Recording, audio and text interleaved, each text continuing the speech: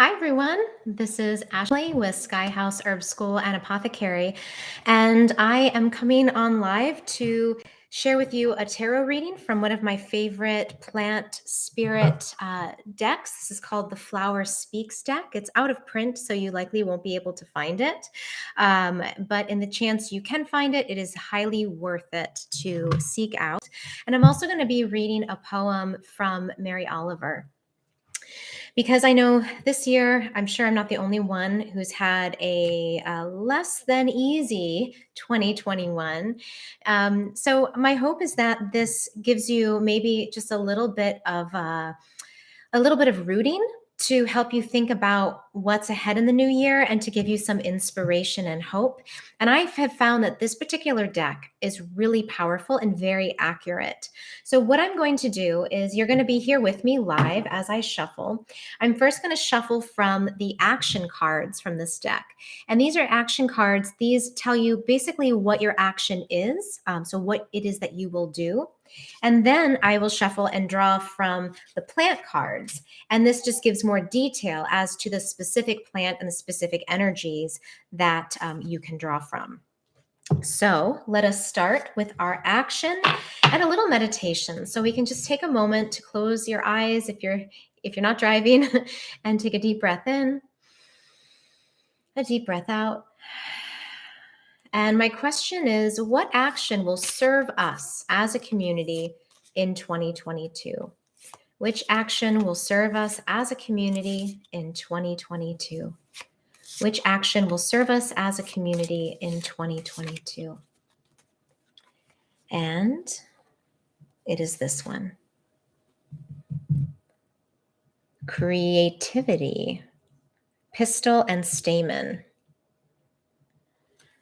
So we'll talk a little bit more. We'll dive into that one. And then let's go ahead and ask for some guidance from the plants. So which plant will be supportive to us collectively in 2022? Which plant will be helpful to us as a community collectively in 2022? Which plant will be helpful to us collectively in 2022? And it is this one. Groundedness, corn. All right, so now let's dive in and read a little bit more about these two cards. So pistil and stamen and creativity. I know for a lot of people, 2021 has felt very much like a seed time, where there's been a lot of drawing inward, consolidating. Maybe I know some people have expanded and opened businesses, but I feel like a lot of people have lost things. They've lost homes or marriages. A lot of people have gotten sick or lost loved ones to sickness. So there's been quite a bit of contraction. So for me, I'm very happy to see creativity showing up here in our spread for our actual next step. So let me just read to you. This is from the Flower Speaks book. And this was written by Marlene Rudinsky. The quote is, "In the innermost part of my being, the serpent fires burn, each sacred flame in a spiral dance in time." And this is creativity. I create, I act, I share, I reproduce, and I assert. Those are the key words. I'll say it again. I create, I act, I share, I reproduce, I assert. The pistil and stamen are the reproductive organs of the plant. The interaction of these two organs through the help of the insects helps to regenerate and give birth to more plants. The pistil secretes a sticky fluid that attracts pollen to it. It symbolizes the yin energy of attraction that joins, harmonizes, and balances. In a bigger sense, it represents the cosmic glue that holds our universe together. The stamen, on the other hand, extends a powdery pollen. It symbolizes the new impulse surging forth, assertive and outward moving. It is the yang principle in nature and seeks to express itself by pushing through all opposition. Let's see. The yin and the yang are the serpent fires, the kundalini energy at the root of all creative acts. In the human, the pistil and stamen card symbolize the energy that brings two people together as lovers. It is the dance of intimacy with our inner fire, either through sexual ardor, athletic feats, or creative endeavors. It involves the urge to recreate ourselves through reproduction or works of art. It is the energy that moves us to act. Through the balanced interplay of giving and receiving, we may experience the joys of wholeness and rejuvenation. So, essentially, what we're seeing here is that how do we embody both the yin and the yang in the new year? And how is that going to propel us into creating new things? And so in the book, it talked about new partnerships that could be romantic, it could be business partnerships, and it can also just be our partnership within ourselves. So that creative impetus is going to be strong in the year ahead. The next card is Groundedness corn. So this is the plant spirit that we can meditate on. And you can see the image of the moon there and the goddess of the harvest holding the corn. Do you see that? So let's read about the corn. This is card number 35. So we can think about, again, harvest, grounding, drawing this energy inward to us. So it's groundedness, security, and earth wisdom. There are many Native American legends about the origins of corn. In one story, Corn Woman came to feed the starving people and alleviate famine. She asked her loved one to drag her body around in an open field until the land was covered with her flesh. He resisted at first, but finally did as she asked him, then buried her bones in the earth. When he returned with his sons, they saw a field of beautiful tall plants with golden hair. They ate the sweet fruit. They remembered to follow Corn Woman's instructions. So after all the people were fed, they returned many kernels back to the earth. In this way, they knew her flesh and spirit would renew itself from generation to generation. And so it says here, the corn woman is the symbol of the earth as a spiritual being. By being close to the earth, we can hear through her ears the voice of spirit. And then it goes on to say how one of the damaging effects of our current culture is this disconnection that we have from the earth, this urbanization, moving away from nature and really feeling disconnected from Mother Earth herself. So here it says that the ear of corn symbolizes our balance when we take the wisdom we receive from heaven and we use it in practical ways here on earth. Isn't that powerful? And I think that that's a wonderful image to bring into the new year. And then here in this card too, it talks about the image of the moon.